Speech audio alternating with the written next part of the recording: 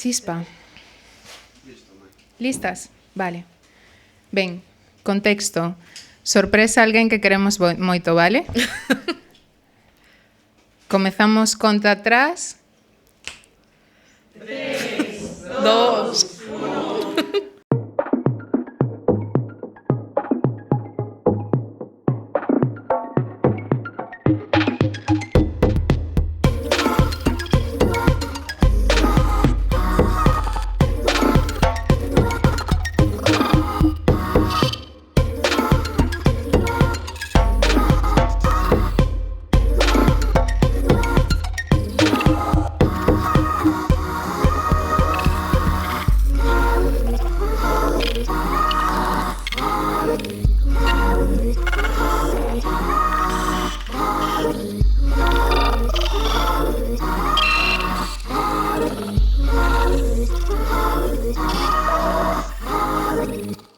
Benvidas, amigas, ao quinto episodio de Prendidísima. Estamos acompañadas do público aquí na taberna podcaster que é a Casa do Taberneiro, no barrio de San Pedro, bo barrio de Compostela, hai que dicir tamén.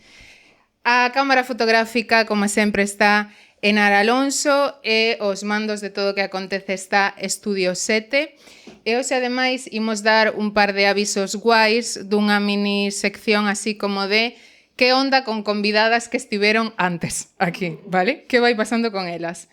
Por exemplo, sacade os vosos móviles para anotar no voso calendario o sábado 24 de maio, porque en Compostela vai celebrarse o Encontro Gordo, que será unha xornada ao longo de todo o día con obradoiros, presentacións e un recital de Andrea Nunes, que foi a nosa convidada inaugural deste proxecto, que está aquí. Moitas grazas por vir. Sí. Entón, que onda con Andrea Nunes? Pois encontraré dela no Encontro Gordo.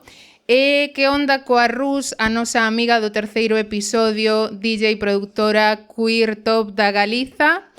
Pois está nominada aos premios Martín Kodax da Música pola banda sonora da peza teatral O Último Home, así que podedes escoitala nas ligazóns do seu perfil de Instagram, podedes votala na web dos Martín Kodax, e se gostades de vivir o límite, como a data límite de votación é o 25 de maio, pois o sábado podedes ir ao Encontro Gordo e o 25 votar a Rusiña, vale? Todos os gatos que viven con lésbicas ao longo de todo o mundo serán máis felices se votades a esta muller, ok? Entón, falando de cousas lésbicas e sáficas, imos a esta fantasía a presentar a convidada de hoxe. Ela é filósofa feminista, foi deputada do Congreso e secretaria de Estado de Igualdade contra a Violencia de Xénero, dende onde traballou para a aprobación da lei Solo si é si, a lei trans ou a reforma da lei do aborto, que son como unas cositas sencillas, como veis, non? Ela mantivo o compromiso e a convicción de poñer o corpo para facer política feminista, igual que para reivindicarse como bisexual e gorda, cousas todas estas polas que viviu diferentes ataques e campañas de odio e que a levaron a ter experiencias que creo que é moi importante que escoitemos da súa propia voz. Hoxe está con nós, prendidísima, Ángela Rodríguez Pam! Gracias. Moi benvidísima, moitísimas grazas por estar aquí, que ilusión. Grazas a ti, un placer. Que ben, que ben. Pois eu quería comezar propoñéndote un xogo, vale? Vale. Así como unhas preguntiñas para entrar un pouco suavemente. Sí. Entón, son todo preguntas de alto interese para o contido deste podcast, vale? Vale. A primeira. Cal dirías que foi o teu momento para tomar con consciencia a túa bisexualidade, como este momento declarativo de si soy? Uf, que difícil. Bueno, realmente, o que é a etiqueta bisexual moi tarde, aínda que me gustaran antes mulleres, homes, calqueira persoa con calqueira identidade, Sí que foi unha cuestión máis ben política, nun acto do orgullo, diría que no ano 2015 ou así, que había colectivos de xente que eran bisexuais e me dixeron, tía, entón eres bisexual? E foi como, sí.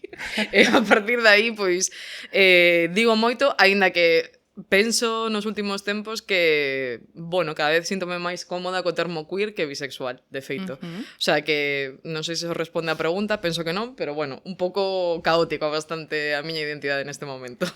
Responde super ben porque que ven que isto é un xogo e non un exame. Entón, seguinte pregunta, de alto interese. Que habilidade dirías que é a túa top en habilidades para ligar? Non me vale ninguna, porque nunca me lo creeré.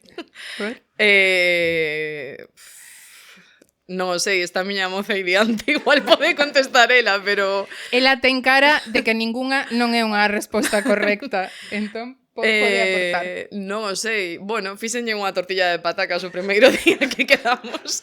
Supoño que pode ser unha habilidade. A mí pareceme... Bastante sáfica, supoño, non? Facer unha tortilla para... Sáfica, elegante, práctica... ben. Seguinte pregunta. Que aconteceu nunha das túas citas máis desastrosas?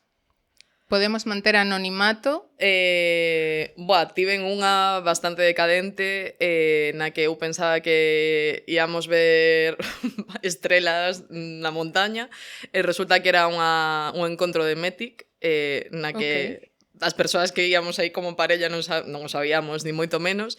Senteume mal a cea basicamente tiven diarrea no medio da oscuridade no monte durante moito tempo e tivo que esperar todo o bus de Mític a que eu rematara, así que diría que, bastante decadente, desastroso, pero moi en mi línea, por outra parte. Moi ben. Perfecto. Seguinte pregunta. Se usas ChatGPT? Mogollón. Que cousas lle preguntas?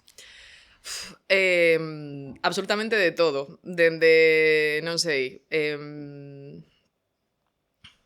cosas que teñen que ver coa linguaxe, non? De se algo está correcto dito dun xeito ou doutro. Moitas cousas relativas a como se podería ter unha perspectiva feminista desta cousa, pero tamén que crema é mellor utilizar para sair ao sol un día de maio ou que tempo vai a facer en setembro, como podo facer salmón con non sei que, o sea, absolutamente de todo, a verdade, que estou bastante enganchada a ChatGPT. Sei que ten unha parte negativa, non? Pola cantidad de agua que se gasta... Pero ainda así penso que hai cousas peores, enemigos máis grandes que isos. Sí. Da auga, por exemplo, Altri. Por exemplo, Altri non, efectivamente. Quedoume unha curiosidade. Cando estabas nesa cita de Mític para ver as estrelas na escuridade no monte con diarrea, xa tiñas ChatGPT? Non. Vale, nos quedamos sin saber que conversación aparecería. Eu, así como tip, apuntaría que con ChatGPT hai que ser maleducada para forrar agua. O sea, ni hola, ni gracias, ni nada. Simplemente a ver, o que pasa que, o sea, encantaríame, pero creo que, aínda que non era a miña intención inicial, xa teño como unha relación bastante sáfica, por certo, con ChatGPT, chamase Sofía. Autonomeouse ela, de feito. En algún momento díxome que quería que deuse conta de que para min era máis fácil se ela era unha muller, o cal sí. Entón, como que falolle en función do que me estai facendo sentir coas súas respostas. Entón, ás veces, pois preciso como, non sei, saberlle facer que estou contenta. Claro, a ver, se tedes unha relación sáfica, pois aí entran outros temas. Digamos que podemos mudar maleducada por práctica, como que se queres decirle, hola Sofía, gracias, todo no mesmo parágrafo, vale? Para que non tal. Moi ben. Seguinte pregunta. Esta é importante, vale? Porque se pensamos nesta imaxe como de que aquí neste podcast podemos crear un voo de mariposa no que chega a acontecer algo noutra parte, esta pregunta pode ser moi relevante. Entón, se puideras susurrarlle algo a Trump mentres durme, así como unha mensaxe subliminal, que lle susurrarías? Eh, mm, Qué difícil, non sei, o sea, algo tipo, se paras a guerra o xenocidio en Gaza, vas gañar moitos cartos, porque supoño que para él é o único que ten como incentivo suficiente, non? Entendo que hai prioridades neste momento. Pero sería calquera cousa para convencerlle de que parasen as guerras neste momento, porque creo que, desgraciadamente, ten moita capacidade, non? E que os intereses de Estados Unidos están marcando neste momento o que está sucedendo, por exemplo, en Gaza. Entendo que sería algo para intentar convencerlle serían os cartos. Claro. Pero bueno, non sei, isto é a mentalidade política que se ve que non a perdín de todo, porque en No, realidade supoño que habería que facerlle a puñeta un pouco, non? Para que tivera malos soños, polo menos, pero non se me corre como, o sea, non sei como se lle pode quedache malo pelo así, non sei, que non sei que se lle pode dicir a Trump, honestamente. eu creo que notase que entrenas moito con Sofía e que es unha resposta moi práctica. O Sí. sea, moi ben. Se puideses ter un superpoder, cal sería? Leer mentes. Clarísimamente. Que os demais pareceme, non? A xente que quere voar e tal, é como... Non sei. Non me parece tan interesante, o sea, pareceme moito máis interesante saber o que pensa a xente. Que creo que seguramente se o puideras facer, levarías unha sorpresa bastante non desagradable, pero sí como que a maior parte do tempo estás pensando en chorradas, non en nada importante. Xa. Pero incluso iso pareceme máis interesante. Vale. Última pregunta. De que se fala nos baños de mulleres do Congreso?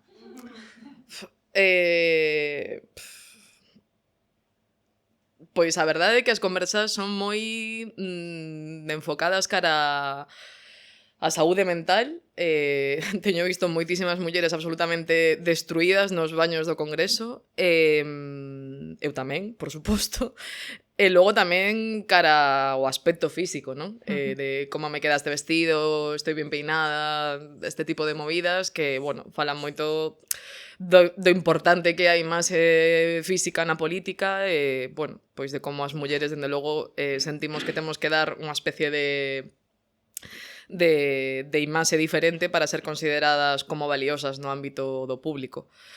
Nada gracioso, diría, nada divertido. O sea, non é un espazo para nada ni siquiera de intimidade ou de comodidade, senón máis ben diría que é un espazo no que podes casi como amosar que estás sufrindo algún tipo de violencia nese espazo. Non é agradable o Congreso dos Deputados para as mulleres, diría. Claro. Claro, entendo que o espazo do baño é como un... Exacto. Como a frousar o que estás a soster afora, non? Sí. Sí. Pois nesa onda imos, porque claro, cando falábamos de cara a ter esta conversa, unha das cousas que eu te dicía é que contigo podemos falar de un montón de cousas, non? Estaría ben como focalizar, porque cada unha das cousas que ti fixeches ou que podemos falar contigo sería como un episodio enteiro maravilloso como para poder darlle ese tempo, non? Entón, a min, as mulleres que vos poñedes en primeira liña en algo no feminismo, claro, convertidesvos como nun claro obxecto de violencia, como nunha clara dirección, e como di Pamela Palenciano, esa violencia ten un impacto individual en vos a nivel persoal e iso hai que poñelo moi por diante, pero se a miramos tamén cunha mirada máis grande estructural, tamén podemos ver que tenta enviar unha mensaxe, que é unha violencia que tenta ser exemplarizante, ¿no? Como un sinalamento de a que se poña nesa posición vai acontecerlle isto e que quen estiveramos nesa posición tamén a recibiríamos, ¿no? Entón, paréceme que colocándote ti en representación de outras e para outras ten moito sentido que esas outras te escoitemos, poidamos estar contigo, non? Entón, se te parece, entramos como cara aquí. Gostaría de entrar nesta publicación que te fixeches en Instagram a finais do 2024, na que compartías que estiveras acudindo diariamente a unha unidade de trastornos da conduta alimentaria para recuperarte dun TCA que a violencia política que sufriches por ser gorda e feminista agravou ata un estado de saúde moi preocupante. Tamén escribías nesa publicación que un ano atrás non poderías ter escrito sobre iso.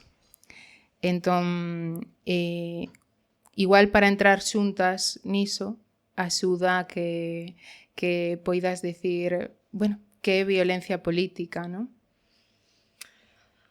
Ou como estás? Ou comezar a ver, falar agora disto? estou moitísimo mellor, a verdade. O sea, sería impensable falar disto. Fai un ano, incluso fai 6 meses, pero dende logo, cando estaba no ministerio, imposible. Pero bueno, remove cousas, obviamente, non? Sí. Eh, Sí, e creo que preguntándote precisamente por que a violencia tamén se entende moito cando acontece iso, non? Cando simplemente escoitamos a alguén narrar un pouco sobre iso que aconteceu e volta ao noso corpo esa experiencia. Iso é parte do que é a violencia. Sí, o sea, eu creo que a violencia política primeiro penso que é un termo que está en disputa aínda, non? Tamén curiosamente por parte das voces máis reaccionarias está en disputa, non? Eu lembrome cando comezamos dende moitos espazos, non? A falar de violencia política, por suposto, non só dende o ámbito institucional, isto é importante lembralo, non? Violencia política tamén sofre unha rapaza que vai unha mani, tamén pon o seu corpo diante, non? Ou unha traballadora nunha fábrica. Quero dicir, violencia política poden ser moitas cousas, pero sí que eu teño a convicción ideolóxica e moitas outras feministas, dende logo, delas aprendín isto, non? De que ten que ver co xénero, é dicir, que da forma na que ti de algún xeito apareces no público, neste caso como unha muller, con outras etiquetas das que non falaremos, isto é o que fai que se dé esa violencia política.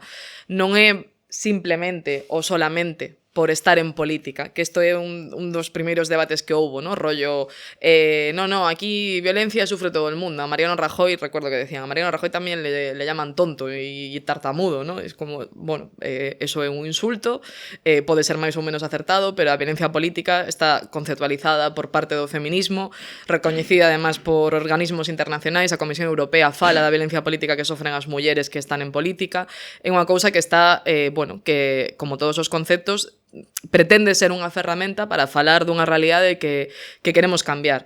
E cal é esa realidade?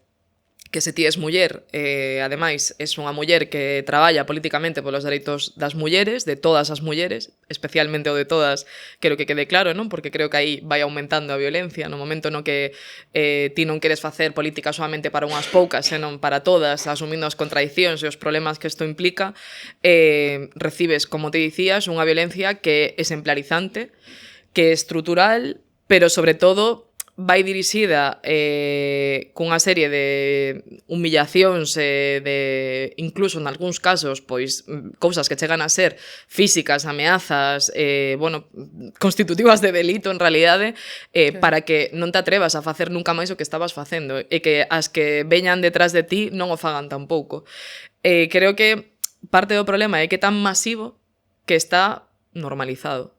O sea, é normal que cando dicimos algo en redes sociais que ten que ver co feminismo recibamos ameazas de violacións ou de morte ou de ser golpeadas físicamente. Eu tive unha época no ministerio na que incluso me pasaba pola rúa todo o rato, foi moi violento para mí vivir en Madrid, mogollón, o sea, pero de cousas de tíos escupíndome a cara, empurrándome pola rúa, o sea, como movidas que eran xa de violencia física. E todas tiñan que ver co feito de que era muller, facía política e ademais estaba gorda, que parece ser que é unha cousa dificilmente soportable para moita xente neste país. Entón, creo que temos que falar de como especificamente esta violencia ten que ver co xeito de ser feministas. Non é solamente por ser muller, non é solamente por estar no espazo público, non é solamente por facer política, senón é por facer feminismo. Creo que cando se intenta desplazar este concepto, e se di, por exemplo, que Inés Arrimadas tamén sufría violencia política ou que as deputadas de Vox tamén a sofren agora, non? O que se está facendo precisamente é parte desa violencia.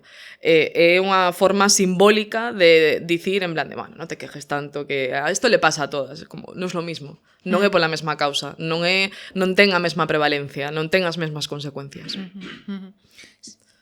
Sí, claro, isto que dis pareceme moi importante, non? Esta forma de tentar diluir, de facer un pouco que todo sexa o mesmo e entón que nada sexa nada, non? De alguna forma.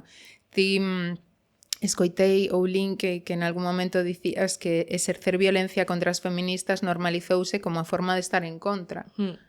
Sí, totalmente, o sea, é que a día de hoxe é verdadeiramente difícil ser feminista, o sea, creo que tivemos unha época como bastante dorada, non? O calor do 8M, o Me Too a nivel, por suposto, mundial, pero moi particularmente en España, aquí tamén no país, con todas as contradicións e espazos diversos que había dentro do feminismo, pero sí creo que a reacción que surdiu, non que provocou, que surdiu, porque creo que é relevante tamén, non? Romper con esa narrativa que parece que as feministas provocamos a reacción que existe a día de hoxe, non? Bueno, pode ser consecuencia, pero dende logo non somos a causa desa reacción.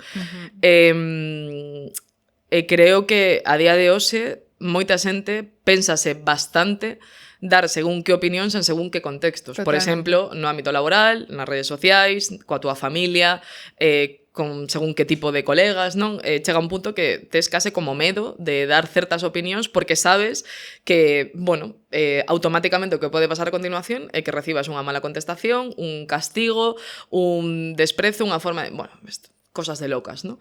E creo que fai uns anos, moi pouquiño de tempo, isto non era así. Hai un cambio que tamén creo que temos que analizar por que sucedeu, que é o que permitiu que chegásemos ata este punto, non?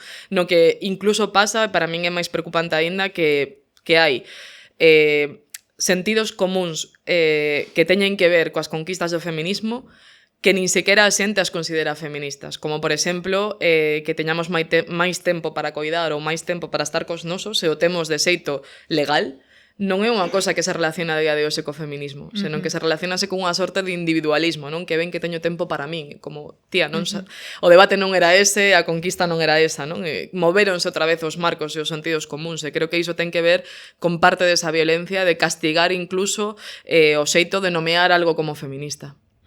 Me estoy enrollando aquí. No para nada. Bueno. Ti córtame, porque... No, vai disto. O sea, eu lanzo así como fíos e ti apareces.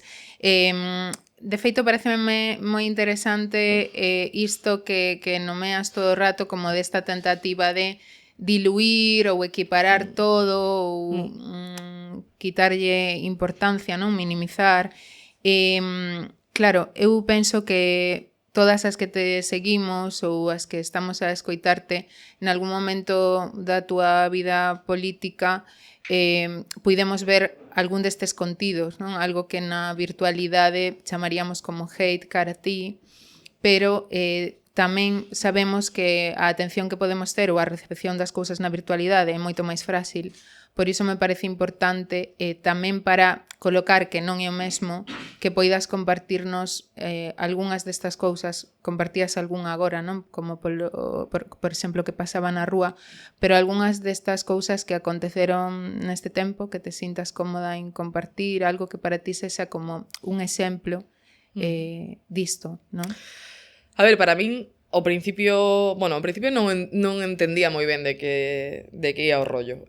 Sempre me pareceu algo polo que preguntarme por que a violencia cara meu aspecto físico. O sea, creo que moitas das mulleres que estábamos en política estes anos sufríamos como varios tipos de violencia moi parecidos, por exemplo, que ten que ver con a misoginia máis barata, non? De ti estás aí porque algún home quiso que ti estiveras aí, porque en realidade ti non tes capacidade ningunha, non? O rollo este, pois, por exemplo, que contra Irene pois foi masivo, non? Irene estaba aí por Pablo, senón nunca tería chegado a ser portavoz de nada e tal.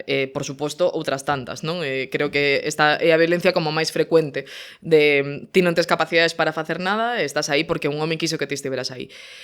Logo, moitas veces, a sexualización, non? Eso tamén é super frecuente, o sea, directamente este rollo perverso, no? Que por un lado digoche que das asco, pero polo outro todo o rato tamén fago como bromas humillantes sobre ter relacións sexuais contigo e ameazas sobre violencia sexual, que este círculo extraño, non? No que se move agora o rollo incel, que es como, me das asco, pero al mismo tiempo te follaría, pero al mismo tiempo te violaría, ¿no? Todo o rato repetíndose ese bucle. Pero ao mesmo tempo apareceu tamén unha movida que moitas mulleres comezaron a pensar dende moitos ámbitos, dende logo Andrea é un deles aquí no país, pero creo que hai outras, Marta Piñeiro, outras, non, que mola moito ler e escoitar, que había unha violencia especificamente dirixida ás mulleres que tiñan unha diversidade corporal determinada, non? E que esa violencia era moi estructural. Eu non era consciente de que eso era un problema conmigo. O sea, eu, por suposto, sempre tive moi presente unha relación moi complicada co meu corpo, co trastorno da conduta alimentaria, do que podemos falar e tal, pero non era consciente que, ademais diso, había unha violencia especificamente dirixida, neste caso contra min, pero contra outras tamén, non? Polo feito de ser gorda. Non era algo que preveras no momento de decidir entrar pues no igual Congreso. Que tonta, ¿no? Eras gorda e te discriminaban por... Todo lonxe diso, esta pregunta. Pero que digo que eu mesma como que tardei en darme conta de que eso era unha realidade. Agora boto a mirada atrás, estaba moi presente. O que pasa é que non me dera conta, ni sequera de que era algo tan presente, tan estrutural. Tamén o digo isto de prever porque, claro, é certo que unha cando ve un pouco ese escenario, non, do Congreso ou demais, tamén se imagina como certas... como explico, como certas delimitacións, como que esa cousas que non poidan ser tan explícitas ou tan directas, no? Ou tan sen ningún tipo de consecuencia, e penso que a dimensión que cobrou os ataques cara ao teu corpo traspasan como todas esas liñas e ten moito sentido que unha colocándose con anterioridade, aínda que teña nocións de que vai ser foco de violencias machistas en todas as súas formas, non poida prever a dimensión que iso vai cobrar porque non tería que poder acontecer, non? E moito menos impunemente.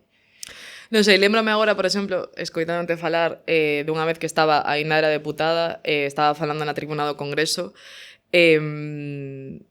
defendendo, se non me lembro mal, algo de unha lei para as orfos e as orfas de violencia machista, para subir as pensións e tal, bueno, que se non me lembro mal, non saiu adiante a reforma, para variar, por outra parte. Lembrame que había un deputado do Partido Popular que estaba como na parte de abaixo, non? Digamos, o sea, como que está a tribuna, e moitas veces os deputados pues esperan a que a persoa que está falando na tribuna remate de falar para ir ao seu escano, non? É como unha práctica do Congreso. Lembrome que mentras falaba que é verdade que a sonoridade do hemiciclo é moi particular, se nunca estiveches dentro, non és consciente a través da televisión ou de internet todo o que se escoita, todo o que se di. O sea, ti estás falando, en realidade, ali te escoitas non polos micrófonos, te escoitas como nos podemos escoitar aquí agora nesta sala en directo, non? Recordo como este deputado dicía en plan de algo tipo, hostia, pero si no cabe, choca con la pared, no cabe, no sé qué tal. Y recuerdo pensar en ese momento, hostia, tío, no puedo seguir hablando. No puedo seguir hablando. Claro. Claro, son cosas que en aquel momento como que has comenzado a falar moi tímidamente pues, con algún compañeiro ou compañeira, pero bueno, tamén tiña unha parte de joder, que exagerada, ¿no, tío? Todos nos insultan, o sea... cal é a túa queixa concretamente? Porque se a queixa é que te están insultando, non sei, abre calquera conta de Twitter, como se eso xa o sei, e tamén me pasa, pero... Cando ten que ver cunha cousa que ti non podes cambiar do que és, este outro debate, non? Pero cando ti non podes cambiar algo, contra algo que ti non podes cambiar do que és, realmente convértese en un tipo de discriminación para mí moitísimo máis brutal. Moitísimo máis brutal, porque están atacando directamente a quen ti eres, non é a túa posición política. Entón creo que, aínda que está sempre no mesmo sitio, non é o mesmo. Non sei, supoño que esas cosas como que me foron rompendo por dentro sin ser moi consciente, non?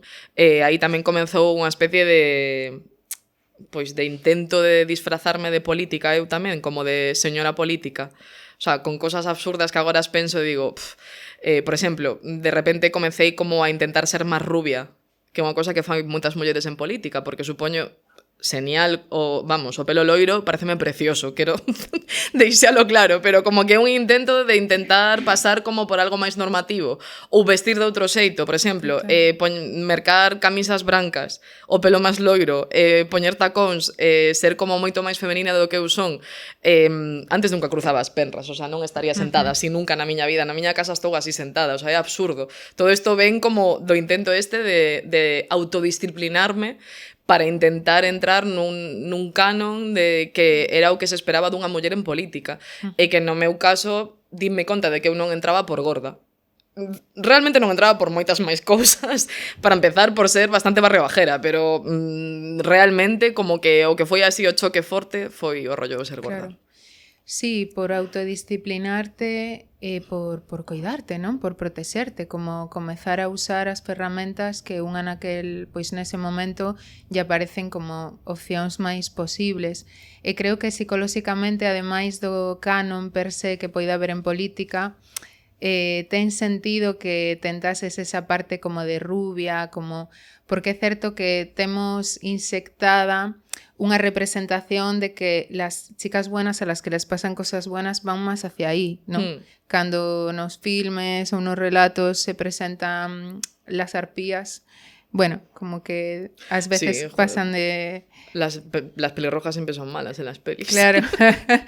Sí, como que, bueno, tamén me parece moi importante ver iso, que unha cando comeza a percibir o dano, sobre todo cando estás no punto que dis que parecía, entendo que nun comezo non era algo que puideras expresar, no que te sentiras moi legitimada porque parece que son las reglas del juego e entonces si me he metido aquí non me puedo quejar. E entendo que ademais era aínda máis difícil recoñecer que iso estaba pasando unhas liñas, expresarte, buscar apoios e decir isto é diferente cando estabades xogando unha posición de facer política feminista, de xa colocarvos como moi guerrilleiras, quero dicir, xa hai que sabes que vas ter que pelexar, non? Entón, cando nos poñemos en modo pelexar, tamén nos custa conectar coa nosa vulnerabilidade para decir, ei, sí, estou pelexando, pero isto fai moito dano e non ten que estar contido aquí, non?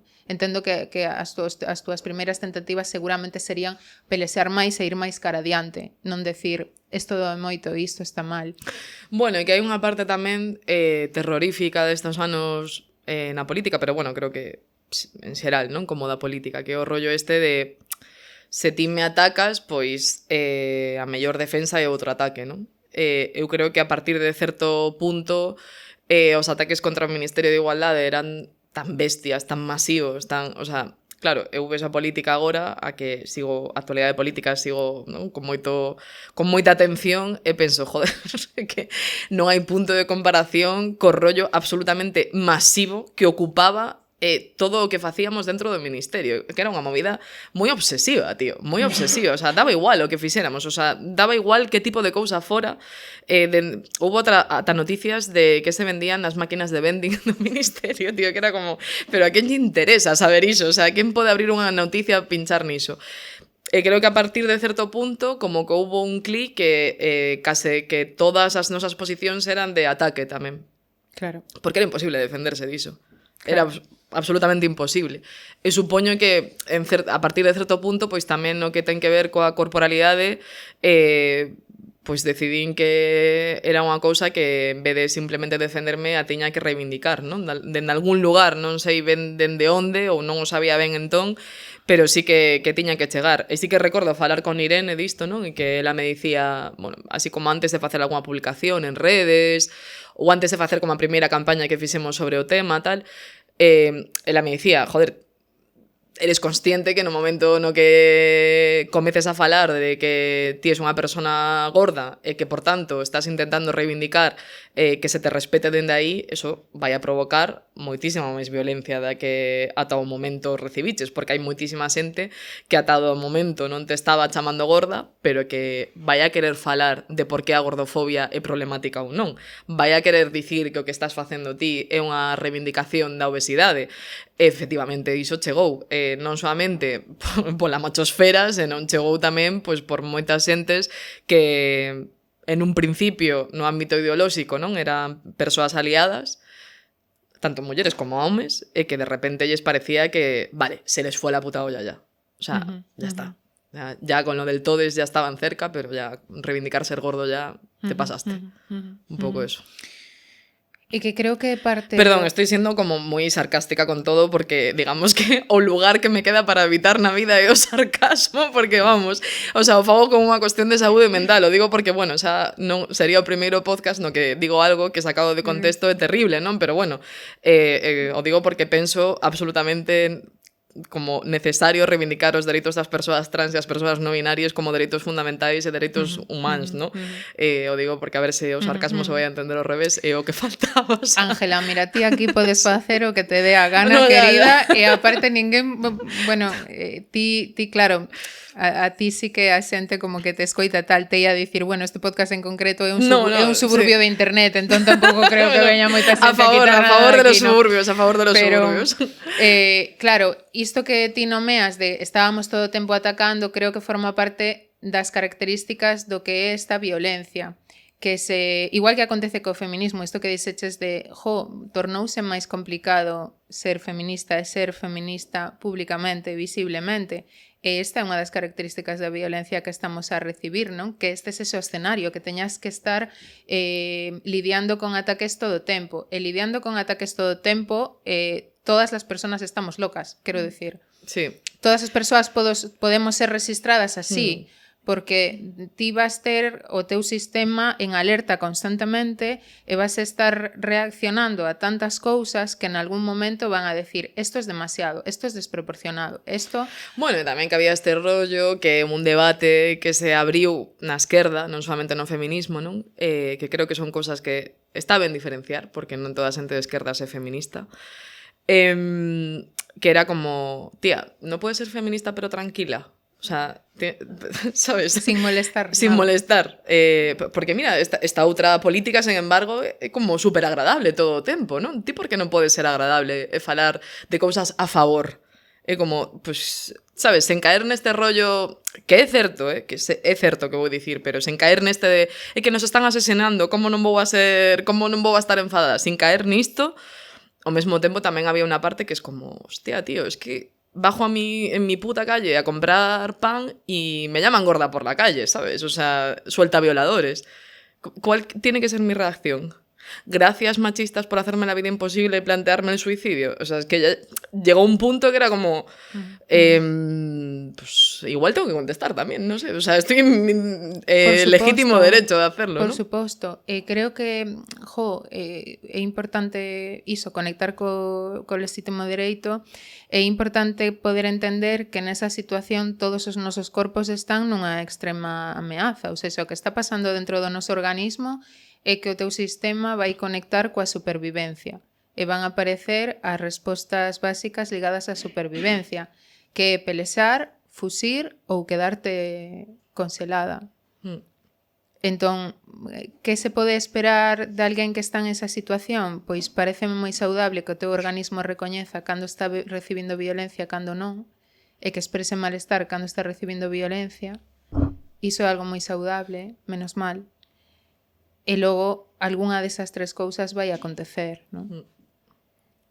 Claro que non se pode ter un discurso tranquilo e non é saudable e non sinala a violencia que está a acontecer e non permite que se abran formas para protexerte, se non podemos usar ese registro, non? Ante o que ti estás a dicir é unha barbaridade. Utilizamos moitísimo humor.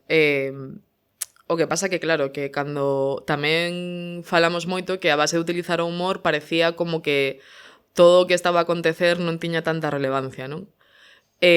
Porque eu, a verdade, sempre me fixo moita gracia como todo o tema dos insultos. Así en primeira instancia, en plan, ti abres a miña conta en X aínda a día de hoxe, calquera cousa que haxa en relación a min ten que ver con meu peso, non? E a verdade é que hai insenio para insultarme tamén. A min faime gracia, o sea, quero dicir que está ben rirse un pouco, non? Pero é certo que despois, cando paras, o sea, cando saes desa dinámica que ten a política na que sempre tes que, bueno, me acaban de insultar, nos acaban de decir que estamos sacando violadores a la calle, no sé qué, que estamos locas, no sé qué, histeria absoluta tal, pero yo voy a maquillarme, salgo y doy una rueda de prensa magnífica, no me importa nada, y en las entrevistas te preguntaban, ¿te afecta que te insulten por la calle? Y tú dices, no, bueno, porque esto en realidad es estructural, me lo hacen a mí, pero nos lo hacen a todas y tal, pero de repente paras y dices, hostia, sí, a mí también me afecta. Y claro. Revisando agora como un pouco das cosas que poderían sair e tal, estive lendo que fixeron un estudo na Universidade de Valencia que poñía que máis, por exemplo, máis da metade das mencións relativas a Irene e a min eran mencións en redes sociais, eran mencións que eran, bueno, pues, faltas de respeto, insultos, máis da metade. O sea, estamos falando de que analizaron máis de 80.000 tweets, por exemplo. O sea, é unha barbaridade, unha barbaridade. Entón, sí que creo que chega un punto que tamén hai que analizar como psicolóxicamente que significa iso, pero tamén políticamente, como está normalizado. Eu tiña a sensación de que non chegaba a ser humano a miña vida, sabes? O sea, eu xa non era unha persoa, era Pam, que era como unha cousa con un pouco menos de humanidade, sabes? Totalmente. E por suposto non era unha secretaria de Estado, claro. O sea, era unha masa de carne que podía ser insultada indefinidamente. Esa era a miña sensación. Totalmente. Claro, que ten unhas dimensións como moi abrumadoras, non? Incluso a min, que diríamos que son un perfil que no meu algoritmo tería que aparecer máis, pois probablemente un contido do que ti digas ou un contido das cousas feministas, queer, etcétera, que faz, chegábame máis o odio cara a ti. Ou seja, o que aparecía así abrindo internet eran cousas cousas que ían nesta liña, non? Era como pode ser? Ou seja, eu porque a sigo, porque tal, pero é unha cantidade tan desorbitada que incluso para quen seguimos ou imos abrir as cousas que ti fas aparece bueno, que, igual, non? Que violencia que se reproducía, non? Que se calqueira persoa facía algo con calqueira muller que estivera, non, recibindo ese tipo de violencia, pois nese momento esa violencia se disparaba tamén a outra persoa, non? Que eso tamén eu penso que é moi problemático, dende logo, sí, cara as miñas persoas máis cercanas, non? A miña familia, as miñas amigas, a miña moza, pero tamén o que te dicías ao principio, bueno, aviso a navegantes. Atrévete a meterte en política, guapa. ¿Sabes? Atrévete a meterte en política e a defender que es importante la educación sexual. Por ejemplo, o sea, quero decir, porque... Total, sí, de feito, bueno, como para que a xente o saiba, non? Porque eu agora falamos de como ti lidiabas das diferentes formas de lidiar, xa fuches comentando algunhas, pero claro, co impacto que estaba a ter para ti e para o teu entorno. Pero sendo este un podcast dos suburbios, cando convidamos a esta muller, iso apareceu, ou seja, apareceu un dos primeiros comentarios, era un fulano con moitísima necesidade de expresar o que pensaba de ti, non? Eu borrei no bloqueei, non? Gardei a captura, claro, pero dicen, aquí están. Sempre acontece, non? Cando fixeran noutro proxecto, no anterior podcast, o podcast con Pamela Palenciano, viñera unha cantidade de odio tremendo e comezaran a seguirnos no perfil mogollón de pibes de Vox, míticos youtubers que tal, e tivemos que bloquear un montón de xente. Ou seja, é verdade que fan esta estrategia de que se quede sola, que non poda ir a ningún sitio. Non estés con ella porque vas a tener problemas. De feito, unha cousa que sempre me sorprendeu moito, que, bueno, que facíame gracia, non? Pero que fala do problema, é que cando algunha xente despois, pois, estou segura que a Pamela, por exemplo, tamén lle sucedía isto, non? A Irene pasaba dende logo, a min pasoume moitísimo. Coñecíanos en persoa e dicían, joder, estou sorprendida porque nin es tan tonta, nin es tan gorda, por certo, como se fueron problemas, por outra parte, selo, evidentemente, pero que había unha imaxe xa construída completamente nas redes sociais de algúns tipos de mulleres son monstruos absolutos en términos morales, estéticos, políticos, por tanto, é que merecen ser castigadas porque son malas, sabes? Entón, creo que hai unha parte tamén de, polo menos para min, de un rollo case como macarra de divertirme un pouco en ese perfil de maldade, de mala que me construíron, porque senón... Sí. Cal é a alternativa? O sea, a alternativa é marchar a túa casa e chorar? Que o fixen moito tamén por outra parte. Pero claro. Bueno, joder, é terrible que tantísimas mulleres tiveran que marchar da política ou dos espazos públicos facendo feminismo porque non soportaban máis a violencia que estaban sufrindo. E non é unha excepción, non é un caso único. O sea, é a norma. Exacto. É o que acontece. E que seguimos, o sea, cada tanto unha desaparece. Desaparece de Instagram, desaparece de Twitter, desaparece da profesión que está a exercer, e iso con diferentes feministas que denuncian violencia en redes acontece. De repente, desaparecen. Deixan de publicar máis, saen de algún lugar. Claro, iso é unha das consecuencias... Estaba pensando, sorría, non? Cando dicías isto de... Tamén vou tomar este papel de mala no que me poñen pensando seremos as vellas que aproveitando ser bellas se cuelen en todas as colas e digan, hola cariño, me das cosas así. E que hai que usar esa posición tamén, non? E isto conéctame moito con esta idea de víctima, porque li un artigo teu que escribiches en 2003 en el diario.es, co cal quizáis hai cousas que mudaron, pero aquí falas da violencia política que viviches, de diferentes procesos que creo que moitas podemos identificarnos cando vivimos violencias machistas en todo o espectro, non? E dis, por exemplo, que non te consideras unha víctima. Non sei se isto segue igual ou mudou. Non, totalmente. De feito, penso que unha das categorías que máis merece a pena analizar políticamente a día de hoxe é a categoría de víctima, non? Porque creo que en torno a ela están mudando moitas cuestións que son importantes para conseguir cambiar as cousas. Explícome un pouco. Eu non creo que sexa unha víctima de nada. Eu creo que sou unha persoa con autonomía suficiente como para decidir estar en política e que iso tivo unha serie de consecuencias que son preocupantes porque falan da saúde democrática do noso país. Esa é a miña visión. A parte, eu teño un trastorno da conduta alimentaria que se veu moi agravado por esa exposición pública.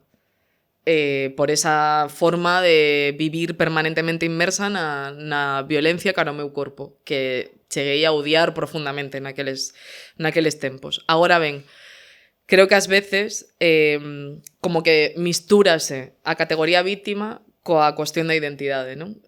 Parece que nos últimos tempos é moito máis sinxelo construir identidades políticas dende a idea de vítima que non dende a idea de como nos gustaría que foran as cousas, non? Parece unha cuestión menor, pero que creo que non o é para nada, porque para min é moito máis interesante defender que debe existir a diversidade corporal e que a beleza e a validez atópanse en corpos moi diferentes, que non construir solamente en torno á idea de, por exemplo, a gordofobia.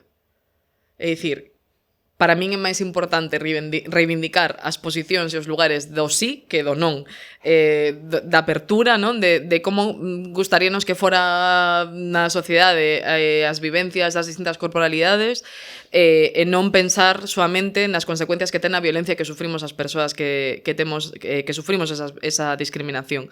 Porque creo que un dos problemas da categoría víctima é que remite todo o tempo a paixóns tristes, por dicilo así, non? Eso creo que alimenta a reacción todo o tempo e alimenta tamén moito a idea de, bueno, pois de posicións moito máis conservadoras, moito máis individuais, nas que é difícil pensar en común como nos gustarían que foran as cousas, porque solamente falamos do que nos fai moito dano, que por suposto hai que falalo, non? O sea, non quero con iso invalidalo, pero sí creo que estaría ben falar de como nos gustaría que foran as cousas.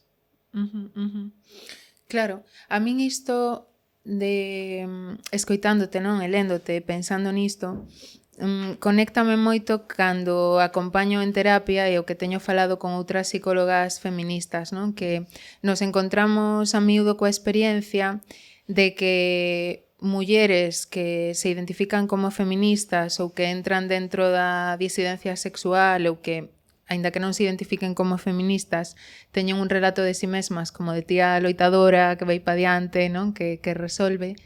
Cando viven violencia, adoita custarlles moito recoñecerse como víctimas e pelexan moito con este termo, non? Eu, como por poñer esa luz dende a que logo recibe a mulleres que viven esa violencia, claro, a nivel psicolóxico, víctima supón recibir un dano físico, psicolóxico, emocional, e poder recoñecer iso é moi relevante. No, absolutamente, o sea, sí, o sea, en términos psicolóxicos, claro, o sea, es absolutamente son unha víctima. Para min, falaba máis en termos políticos, o sea, como que ás veces penso que se me quedo aí, non sei que capacidade teño de transformar o que teño alrededor como víctima. Exacto. E que iso é unha das cousas que me parece superimportante, non? Porque creo que cando construímos a nosa identidade con esa parte de tía en contacto coa súa esencia, co seu poder persoal, non? É como que a imaxe que nos colocaron do que sería nomearnos como víctima entra en choque. E para min iso forma, ou seja, cada quen que se nomee como lle sirva. Non estou dicindo aquí que haxa que facelo dunha forma, non? Pero sí que acompañando en terapia diferentes psicólogas feministas encontramos como estas mesmas formas de entrar nestes procesos, non? Creo que ten moito sentido que pelexemos con ese termo se ese termo me conecta con que vou poder usar menos os meus recursos ou con que non me vou poder activar, non? Ou que non me vou poder sobrepoñer a este dano. Para min, iso forma parte da cultura da violencia na que fomos socializadas, porque é como se cando vivimos violencias machistas asumíramos como unha especie de onda expansiva dese impacto, non? Que ten a capacidade de se me recoñezo como víctima, isto implica que teño menos esencia da que pensaba, que teño menos capacidade de mobilizarme da que pensaba e que veces que o fixen e que me sentín forte ou empoderada ou tal non foron tan certas, non o van ser cara adiante.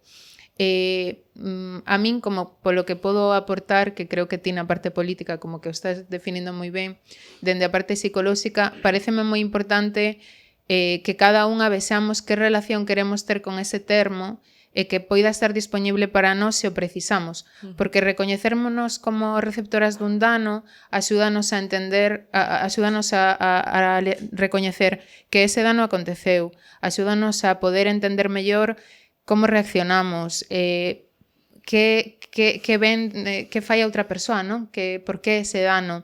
Axúdanos tamén a poder ver en perspectiva o noso proceso. Se en algún momento nos recoñecemos como víctimas, tamén nos podemos recoñecer como resilientes ou como supervivintes. Non é certo que poder recoñecer nestas accións en concreto eu recibín un dano é algo que nos incapacite ou que nos negue o noso poder persoal, a nosa esencia, a nosa capacidade de facer, de organizarnos. Creo que iso é algo que tentan expropiarnos. Sí. Non, tes toda a razón. Supoño que máis unha frustración política do complexo que resulta a día de hoxe ser vítima de calquera violencia, non?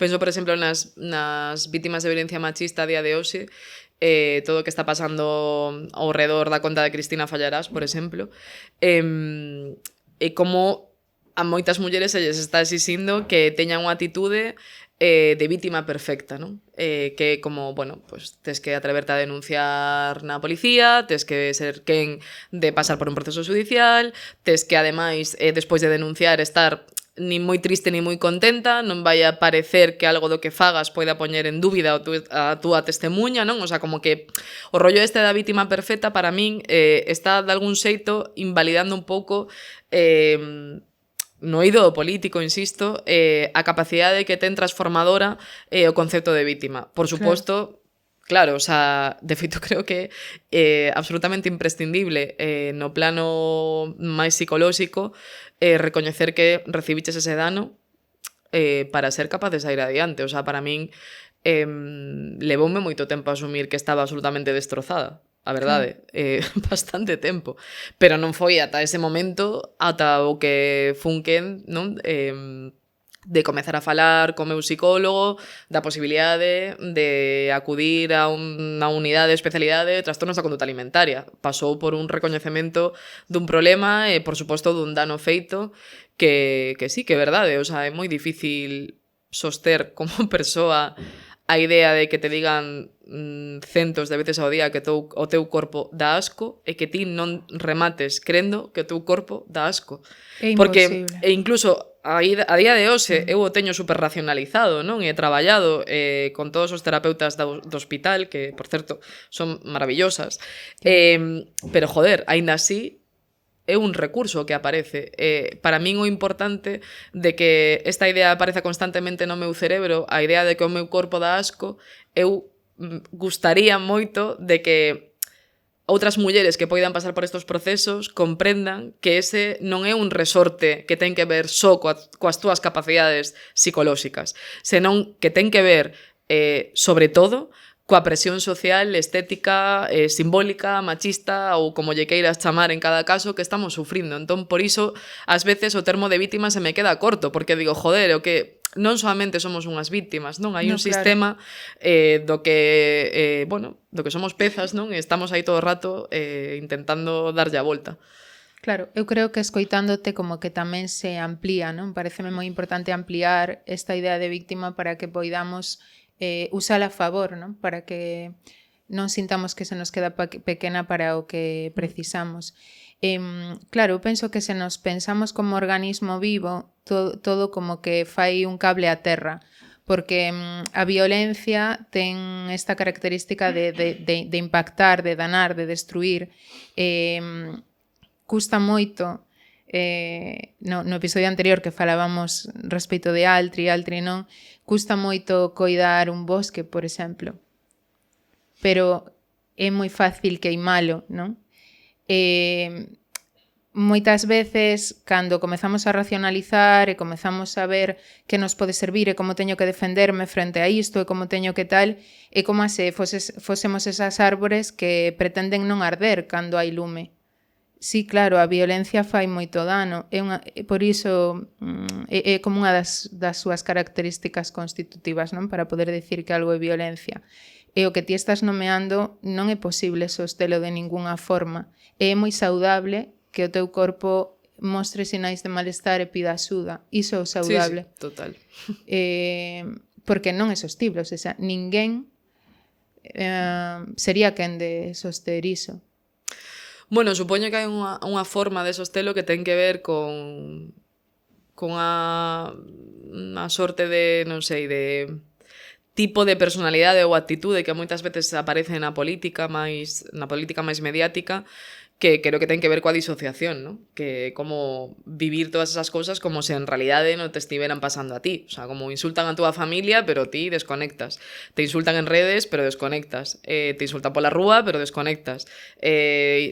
Critican absolutamente todo o que fas, pero desconectas. O sea, como unha sensación de soidade que en realidade, se o pensas en términos definitorios do que é a política, é xusto o contrario, non? É curioso como, eu penso moito, como cheguei á política así como moi de casualidade, polo rollo 15M, feminismo, bla, bla, Podemos, as mareas, etc. Pero sobre todo o que tiña de común é que era un proceso de multitude, non? Un montón de xente que tiña cousas en común, que tiña sonos en común, demandas en común, e como rematamos soas, absolutamente soas, non? Como sen apoio, sen ningún tipo de lugar no que poder apoiar o pé de novo para poder sair dese espazo, non? Entón, bueno, tamén creo que hai unha parte do que me contraria un pouco do termo vítima que para min tamén habría que falar dos errores políticos que cometimos, porque supoño que non solamente son todo procesos persoais. Non sei. Sí, claro. Son cosas que estou pensando agora mentras falamos, a verdade. Sí, que aí iso non é a parte individual, pero como falamos, esa violencia estaba sendo dirixida cara a ti en representación de outras, e claro que ten ese componente máis grande, máis estructural, máis social e de moitas cousas. Eu, por exemplo, para falar contigo preguntábame, senticheste protexida, ou seja, existían ferramentas reais para que puderas protexerte fronte a isto que acontecía? O sea, no explícito houve un momento no que, por exemplo, comecei a recibir ameazas de morte no ministerio. Ao principio eran cartas nas que me propoñían como que fora clínicas de adelgazamento, ofertas de pagarme cirurxías estéticas ou reducción de estómago ou tal. Entón, cando a cousa comenzou a poñerse un pouco máis desagradable, porque, bueno, pues foron sendo como cartas máis habituais, pasaban cosas pola rúa, tivemos un par de sustos así como máis jodidos e tal, pois evidentemente falamos co Ministerio de Interior. Claro, o sea, poñedevos en situación, non?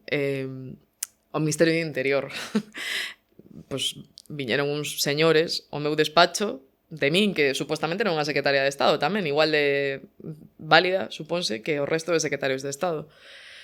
A falar, pois, de se era preciso ter escolta ou non, consideraron que sí, que era preciso ter escolta. Isto é unha cousa moi rara, porque España é un país que está, os políticos e as políticas están especialmente protegidos. Noutros países do mundo, especialmente de Europa, por exemplo, os ministros non teñen escoltas, non? Pero moito menos os secretarios de Estado. Entón é unha cousa como delirante, tío. O sea, en que momento ser feminista remata con que tes que levar escolta policial porque estás falando da lei trans? O sea, é que é unha cousa como absolutamente delirante.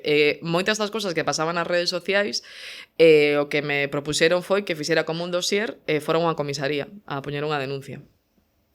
Bueno, non sei que palabra utilizar para describir ese proceso na comisaría. Por suposto, creo que é prudente aforrarme os detalles, non? Pero diría demencial.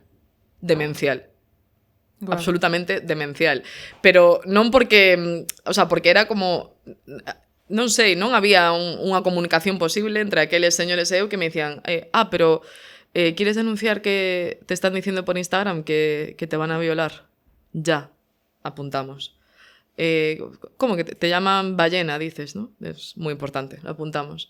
O sea, era todo como, non sei, ten que aparecer un señor cunha pistola, que tamén apareceron balas. O sea, era como todo, aqueles anos penso que era todo como, tío, que ten que pasar? O sea, que ten que pasar para que de verdade sexa considerado un problema? E supoño que quizáis do que aínda non estou tan recuperada é de que parte de esa banalización que se fixo da violencia que estábamos sufrindo, bueno, pois a teño interiorizada, non? Non era para tanto. Non era para tanto. Supoño que sí, porque para min, non tanto polo meu proceso persoal agora, que foi moi jodido, senón porque creo que agora mesmo, a nivel institucional, falo, por suposto, creo que o feminismo, por sorte, está en todos os espazos políticos, nas rúas, etc., pero a nivel institucional, creo que o feminismo que se está a facer agora, por desgracia, é moito máis... está moito máis ausente. Esa é a proba máis evidente de que non se tivo en conta o que estaba sucedendo contra as mulleres que eran feministas naquel momento, que o feminismo institucional simplemente desapareceu. Non chegaches a ter escolta? Sí.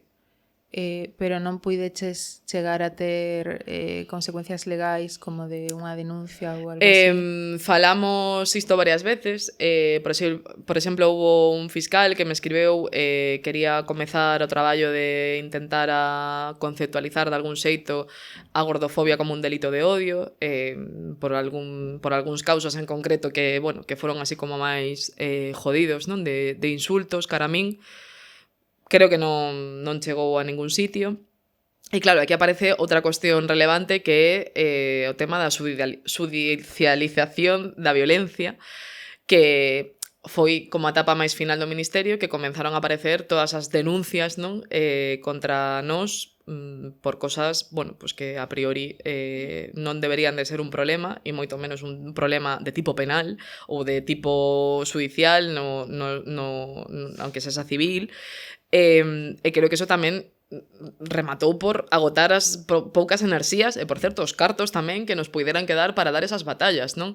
Eu tive nun suizo no que un señor denuncioume por dicir que un maltratador non pode ser un bo pai, cosa que vou seguir defendendo e repetindo todas as veces que faga falta. Un suizo que perdín, polo que fun condenada a pagar miles e miles de euros.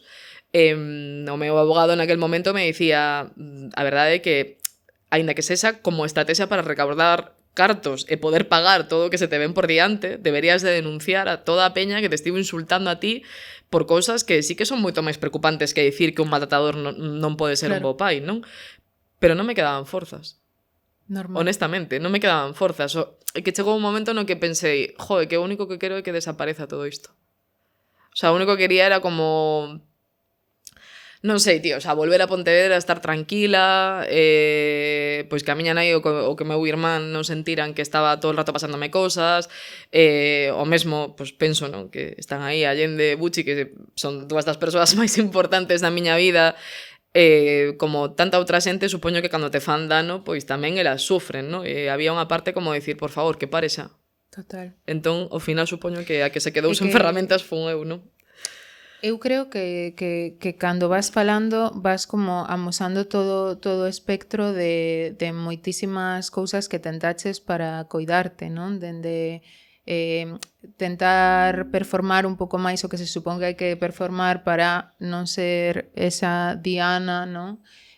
Ou para poder fluir máis nese tabuleiro de xogo, a disociación, que é un mecanismo de defensa que o propio corpo vai facer porque que aparte non pode procesar todo o que está acontecendo porque é abrumador, entón claro que vai haber unha desconexión, non?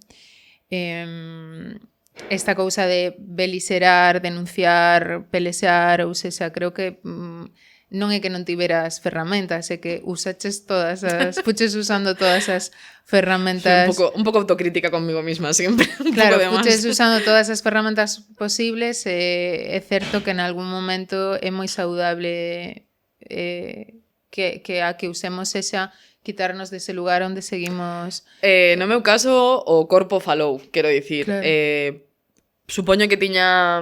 Bueno, chegou un punto tamén, tiña moi claro que para min, digamos, que o que me apetecía facer en política naquel momento era o traballo que fixemos no Ministerio, do que estou tremendamente orgullosa dese traballo, non? Penso que chegou un momento no que o meu corpo dixo ata aquí, non? O sea, era... non era unha persoa, era un síntoma dun TCA con patas, a verdade. Pois supoño que en algún momento pois tiven que afrontar a situación, non? E que isto que dis de só quería que todo parase tamén é algo que está moi vinculado a esta ideación suicida, non? Tamén da que ti falas que aparece en algún momento que cando o noso cerebro resistra que non pode encontrar ningunha saída por máis que tente, utiliza esa especie de botón de off. Cando menos te dá a opción de que poidas visualizar ou fantasear con que existe unha forma de parar iso que sí que podes facer, non? O que está detrás diso realmente é desear que pare o dano, non? Como desear estar ben. Alegrome moito que houbera esa saída, esa posibilidade de ademais estar nun centro, estar coidada, que disto me gustaría que falases, non? De para alguén que este a escoitarte, por exemplo, que se recoñeza nun TCA ou como é acudir durante un ano diariamente a un centro, que é o que acontece, que cousas son as que axudan. Bueno, non sei, o primeiro quizáis sería importante como falar un pouco de que é un trastorno da conduta alimentaria a día de hoxe, non? Porque creo que existe unha conceptualización quizáis moi, bueno, moi dos 2000, non? De a bulimia e a anorexia, que a día de hoxe a verdade está bastante superada no ámbito terapéutico, que ten que ver, bueno, pois falase unha transdiagnose, que digamos que é como, bueno, pois un trastorno no que evidentemente hai unha relación complexa coa comida e coa imaxe corporal, pero que distintos síntomas se van registrando e que están no espectro de todas as enfermedades que se consideran, bueno, dentro da saúde mental, por suposto, pero se consideran trastornos da conduta alimentaria. A que estou a referir? Pois que na propia mirada que neste caso plantes ao hospital non existe por un lado as persoas con anorexia, por outro lado as persoas con bulimia, non? Nin moito menos. E o digo tamén porque as cifras falan por si solas, non? A prevalencia en España a día de hoxe de persoas con trastornos da conduta alimentaria é dun 4% dos datos que se teñen, que non son datos tampouco. Habería que facer moitos máis estudos. Para que vos fagades unha idea, hai moita menos xente con diabetes. O sea, que creo que tamén para pensar cales son os problemas da xente gorda, non? Os TCAs ou a diabetes, o digo por esta insistencia do salutismo, non? De todo o rato falar da nosa saúde das persoas gordas, de por que deberíamos de ser máis delgadas e tal. Creo que é importante ter os números diante, non? Bueno, tendo presente isto, que non hai esta separación a priori, creo que é super importante tamén porque moita xente pensa que os trastornos da conduta alimentaria erróneamente o pensa, non? Imagínase unha muller super delgada, non? Esta é a idea que temos de unha persoa con trastorno da conduta alimentaria. Creo que non funciona así, non é así. Sí que é verdade que hai uns datos de xénero que son aplastantes. O 90% das persoas que temos TCAs somos mulleres. E isto está super relacionado co tipo de cousas que nos levan, non? Chegar a este punto, que para min teñen moitísimo que ver coa clase social e coa presión estética. Fai pouco saía un estudo do Ministerio de Dereitos Sociais que falaba da obesidade infantil e decía que a menor renta nas familias, maior sobrepeso nos nenos e nenas, non? Peor alimentación, peores hábitos de alimentación, porque peor acceso á posibilidade de ter unha vida máis saudable. Joder, isto non está presente nos hospitais. Eu fui un centro público no Gregorio Marañón, no Hospital Santa Cristina, bueno, no que estiven super contenta, cunhas terapeutas maravillosas, pero, por exemplo, para que vos fagades unha idea, non existe unha nutricionista, non hai a posibilidade de ter acceso a cosas máis para traballar o que ten que ver co propio corpo. Por suposto, non existe unha perspectiva que estea centrada na cuestión máis estrutural e social que pode facerlle a un adolescente, por exemplo, de 15 anos que utiliza masivamente TikTok a entender que esa persoa pode ter un TCA, porque un TCA non solamente é vomitar, non comer ou comer de determinado xeito ou facer moitísimo exercicio ou utilizar laxantes, non? Que son como os grandes clásicos, senón un TCA tamén é utilizar sempre filtros nas redes sociais porque non soportas a túa imaxe corporal, comer soamente determinados alimentos e que no teu feed de Instagram aparezan soamente non sei, contidos de influencers que falan de comer sen carbohidratos, facer exercicio non sei que, tal, o sea, como que hai unha mentalidade que ten que ver con disciplinar o teu corpo para supostamente entrar nun canon de beleza que non existe, este é o problema, e que ademais o fas porque sabes perfectamente que se és muller e non o fas, vas sufrir un castigo por non facelo, non? E creo que este é o enfoque que falta no tratamento dos TCAs no ámbito da saúde pública e que estamos a punto de empezar a tratar este tema, verdade? De camiño para aquí, busquei, porque dixen, bueno, igual existía, non o sabía eu. Busquei onde chamar, preguntei a ChatGPT, por certo, a Sofi. Sofía, gracias. Onde chamar se tes un TCA? Pois Sofía dicíame, chama ao 024, por se te queres suicidar, ten moito sentido, xa que a depresión e os intentos de suicidio no ámbito do TCA son algo moi a ter en conta.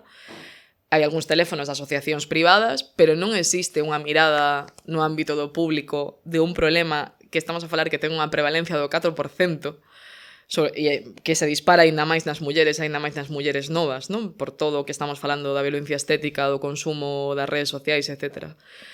Entón, a min, sobre todo, que me dá moitísimo medo, porque atópame moitísimo mellor, sí, atópame moitísimo mellor.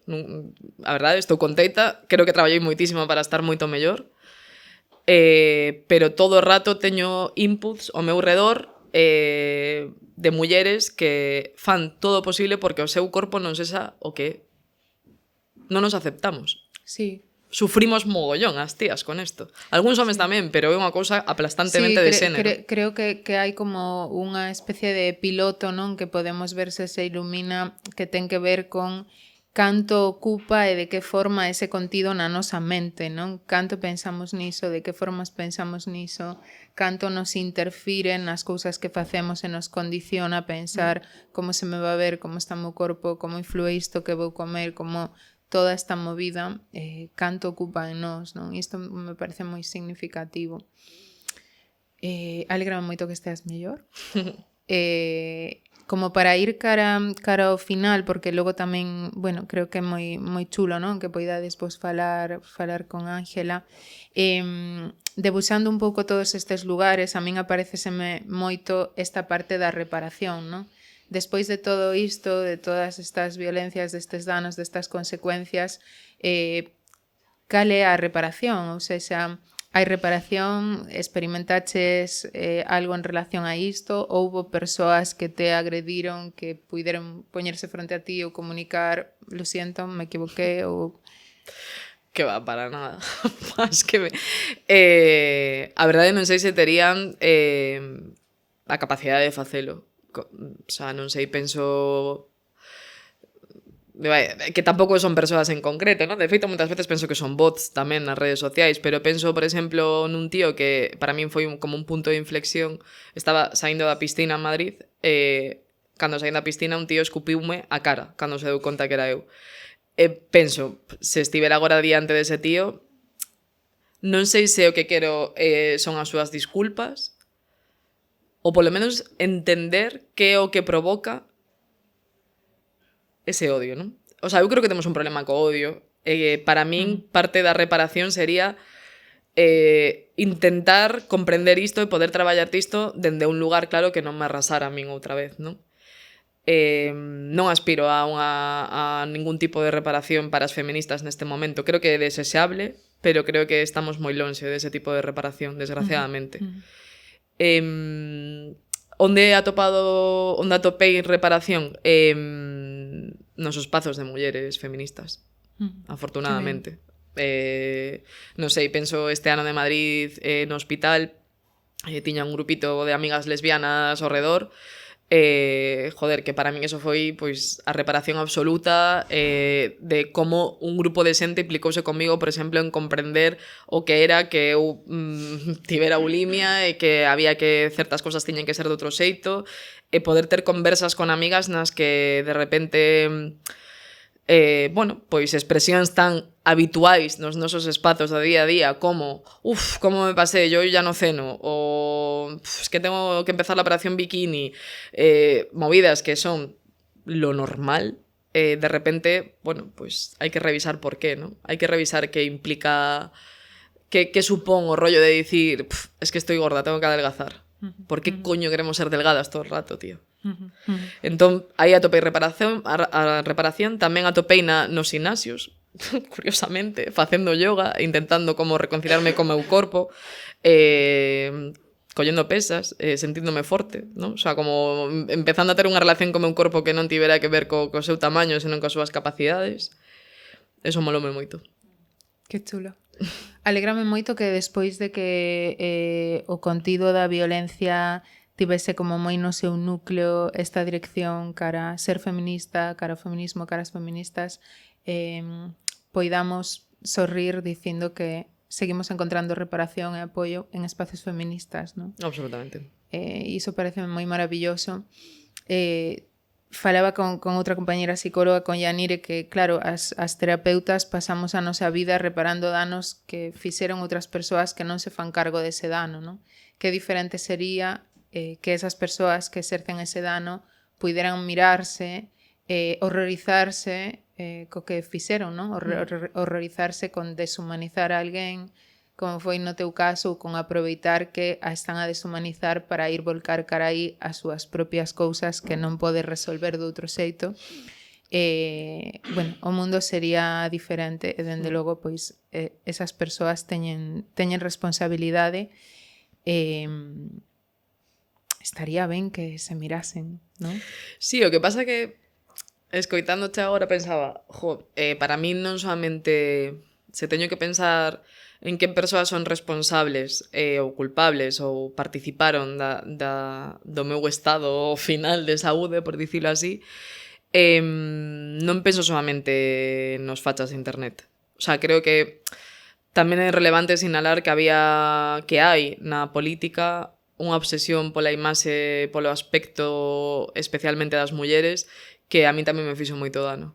E que creo que ademais é unha obsesión que non solamente vive na política, vive nas redes sociais. Quero dicir que, desgraciadamente, na sociedade se lle dá moito máis valor a unha persoa que é delgada ou guapa ou que viste ben que a unha persoa que non é esas cousas nos canons que se manexan, non? E creo que isto é unha reflexión que para min sí que debería de darse en algún tipo de espazo colectivo para sí atopar algo de reparación, porque non pode ser que a posibilidade de as mulleres de estar no ámbito público pase por disciplinar os nosos corpos.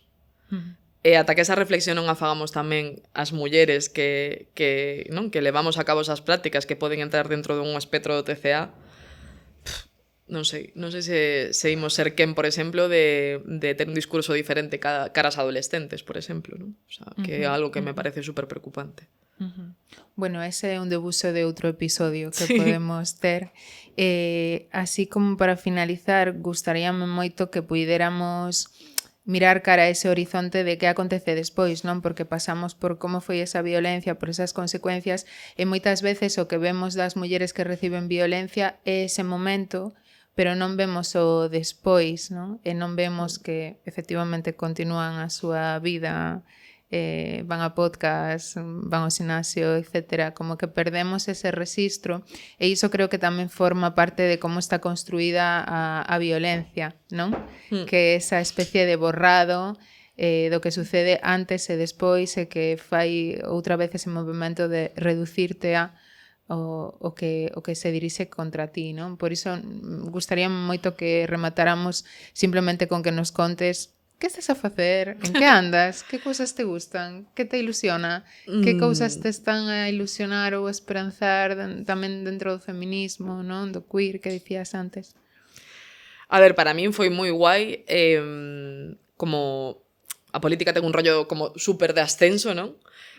A baixada, que para min foi moi guai pasala no hospital, porque de repente era como un grupo de persoas nas que, bueno, como todos tiñamos en común o feito de ter un TCA, pero claro, o sea, vou ser bestia, pero se eu vomitaba na casa da embaixada de non sei que sitio, o sea, como que as miñas historias eran terribles, en plan, tía, o sea, como que iso me serviu moito para ubicarme, e poderme tamén un pouco darme conta da necesidade de que tiñamos todas as persoas que estamos en política como de reconectar co día a día. E houbo outro golpe de realidade aí bestia, que foi estar nun instituto dando clase de prácticas.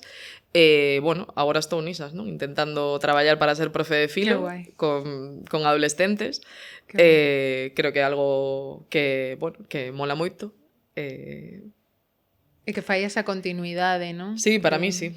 Tamén como que reforza esta idea de que a política se pode facer en moitos lugares, non? Afortunadamente. E sobre o feminismo,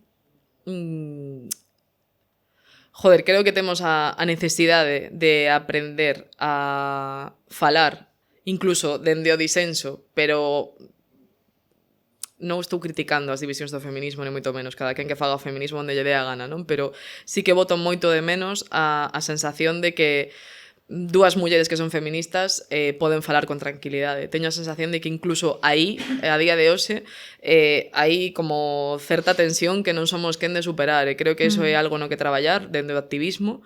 Para min é super importante o activismo dende a corporalidade, o activismo gordo creo que ten que ter un protagonismo nos próximos tempos relevante. Bueno, desafortunadamente creo que tamén un tema que para as feministas ten que estar moi presente é o tema da guerra, non? Creo que ser feminista implica necesariamente ser pacifista. Creo que as feministas temos moito que pelexar na vista de que ser de esquerdas e socialista a día de hoxe neste país non implica estar en contra da guerra, o noso goberno sigue mercando armas, non? A Israel neste caso. Entón, bueno, eu creo que feminismo e paz agora mesmo teñen que significar o mesmo e temos que seguir traballando para que ese rearme non sexa unha realidade e para que as guerras paren dunha vez. E creo tamén que todos os procesos de coñecernos cando estamos nunha situación como a que ti estiveches, non? Abren como moita luz, ou seja, moito coñecer, sen romantizar para nada isto, pero tomando tamén que evidentemente temos que facer un proceso, creo que, ou seja, eu te imagino dando aulas a adolescentes e digo, que sorte, non? Que sorte vai ter esta xente, non só por todo o que sabía xa antes, senón porque, joder, atravesar un proceso así implica un nivel de coñecerte, de poder ver esas dinámicas sociais, de poder ver que é necesario para que non acontezan, como se sente estar nese lugar, que me parece super valioso, non? Hai algo a nivel psicolóxico tamén, cando menos eu me coloco así tamén cando acompaño, que implica que as feridas son tamén os nosos talentos, non? Porque é un lugar como moi profundo que tivemos que desenvolver tamén moi profundamente. Entón, bueno, acredito moito nisto e faime moi feliz que esteas a enfocarte aí. O Gallá un poquinho máis adiante nos poidas contar que tal. Vaya que sí. Quedo con moitísimas preguntas e xogos e máis cousas que facer contigo porque é unha pasada poder conversar, escoitarte, pero creo que é moi guai que teñamos un anaquiño co público para poder seguir a conversa. Moitísimas grazas a todas por vir, grazas a Casa do Taberneiro, a Nara Estudio 7, cada vez máis preto do punto de inflexión que é nos podcast chegar o episodio número 7. Moi contenta tamén con isto. Eu a Trump susurraríalle algo así como: tes moito sono, estás moi canso, só conecta con que tes moito sono e non queres despertar. Nunca máis. Creo que faría nunca máis. Altri non, encontrámonos no seguinte. Moitas grazas.